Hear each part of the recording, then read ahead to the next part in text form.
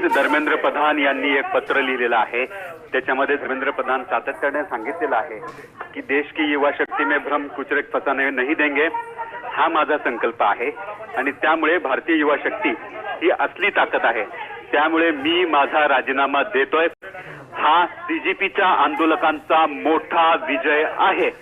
विद्यार्थ्यांच्या आंदोलनानंतर सरकार नमलंय आणि आज पहिल्यांदा मोदी सरकारमधला हा एका मंत्र्याचा मोठा राजीनामा घेतला गेलाय। हे एक मोठी घटना मानली आहे। सीजीपीच्या आंदोलकांची सर्वात मोठी मागणी जी सरकारकडून मान्य करण्यात आली आहे, एक पत्र लिहिलेलं आहे अधिकृतरित्या आणि त्या पत्रात धर्मेंद्र प्रधान म्हणतायत की माझं मन हे कष्ट पीडादायक आहे आणि त्याच्यानंतर युवा शक्ती ही देशाची असली ताकद आहे। त्यामुळे मी आता माझ्या पदाचा राजीनामा देतोय।